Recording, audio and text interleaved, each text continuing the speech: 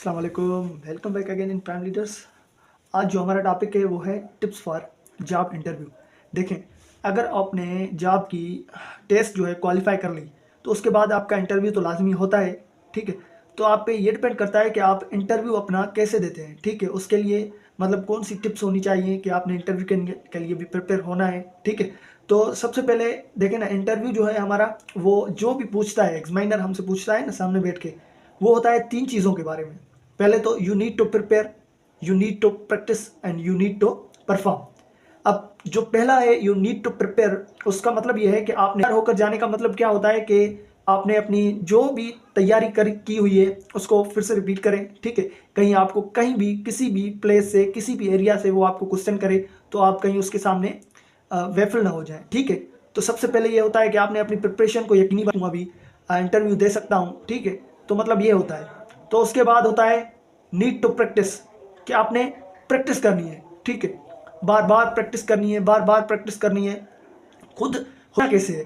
तो उसके बाद होता है यू नीड टू परफॉर्म। अब जब ये दो चीज़ें आप, यू नीड टू प्रैक्टिस भी आप कर लेंगे, ठीक है, प्रिपेयर भी हो जाएंगे, तो उसके बाद आपको आपकी आती है परफॉर्मेंस, कि आपने परफॉर्मेंस कैसे देनी है एग्जामिनर के सामने। तो वो होता है आपका फाइनल स्टेप, कि आप अब जब आप उसके सामने जाएंगे तो ये तीन चीज़ें बेसिक होती हैं जो आपने ऑलरेडी की होनी चाहिए। तो सबसे पहले जो मैंने बताया प्रिपेयर, मतलब कि आपने आप में इनपुट होना चाहिए जो आप उसके सामने कुछ बोल सकें। ठीक है, मतलब कि आपका इंट्रोडक्शन, सबसे पहले तो वो पूछेगा इंट्रोडक्शन, तो आपने इंट्रोडक्शन अपना ऐसे करवाना है कि उसको पता चले कि आपने बहुत मेहनत की है। ठीक है, और की है। और उसके बाद होता है प्रैक्टिस। अगर आप प्रिपेयर हो गए हैं तो प्रैक्टिस करें, बार बार प्रैक्टिस करें। जो प्रैक्टिस होती है ना, वो इंसान को परफेक्ट बनाती है। उसके बाद आती है आपकी परफॉर्मेंस। तो ये तीन चीज़ें जो हैं ये है हमारी बेसिक।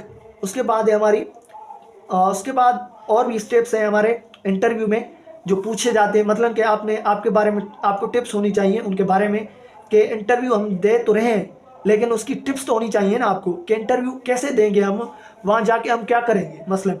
ठीक है, तो ऐसे होता है कि ये पॉइंट नंबर 1 है फर्स्ट इंप्रेशन।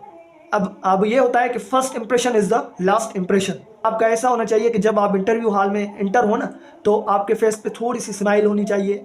ठीक है, और आपने हिचकिचाना नहीं, हिचकिचाना नहीं। ठीक है, उसके सामने ऐसे ना हो कि आप जाने से पहले ही अपना फेस ऐसा बनाए कि वो समझ जाए कि ये बस डिप्रेस हो गया है, स्ट्रेस ले गया है, इससे नहीं होगा। ठीक है, ये नहीं करना आपने। आपने जो करना है, first impression is the last impression. आपने पहला इंप्रेशन इंटरव्यू वाले को ऐसा देना है कि वो समझ जाए कि हाँ ये वेल नॉलेज्ड है एंड कॉन्फिडेंट है।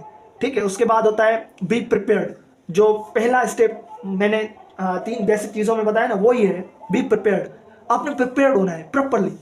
आपने इतना प्रिपेयर्ड होना है, इतना प्रिपेयर्ड होना है कि खुद पे बिलीव होना चाहिए कि हाँ यार, अगर मैं ये इंटरव्यू दूंगा तो इंशाल्लाह मैं क्लियर कर दूंगा, पहले ही राउंड में ये इंटरव्यू क्लियर हो जाएगा। तो मतलब प्रिपरेशन आपकी ऐसी होनी चाहिए कि आपको खुद को भी यकीन हो कि हाँ ये जो इंटरव्यू है फलाना, ये मेरा क्लियर हो जाएगा। उसके बाद होता है डोंट वैफल।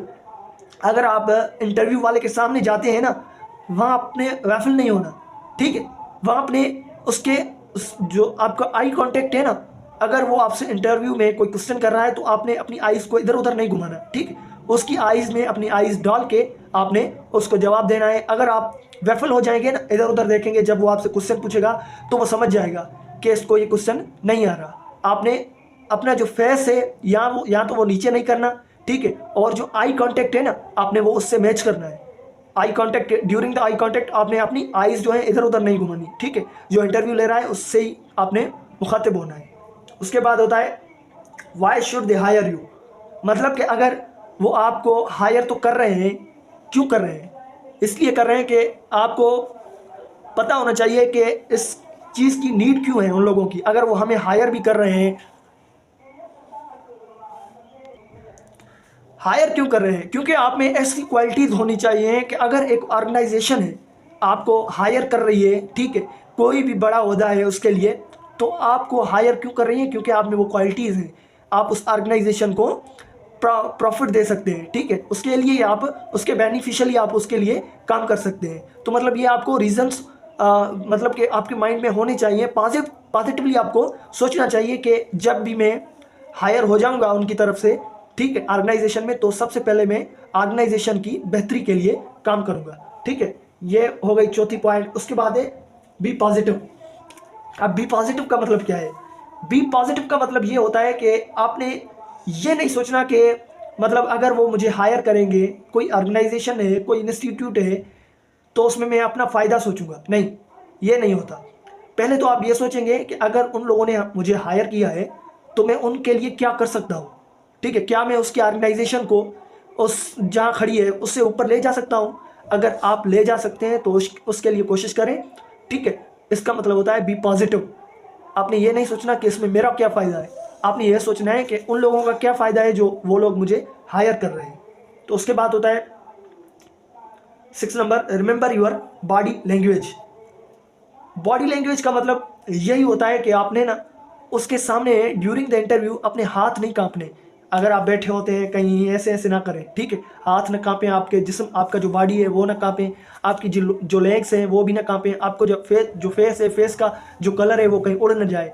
ठीक है, ऐसे होता है कि ड्यूरिंग द एग्जाम्स या ड्यूरिंग द इंटरव्यू ना बच्चों का जो फेशियल एक्सप्रेशंस होते हैं वो बिल्कुल चेंज हो जाते हैं। उसके हाथ, उसके पाँव, उसके लेग्स जो है ना वो कांपना शुरू हो जाती हैं।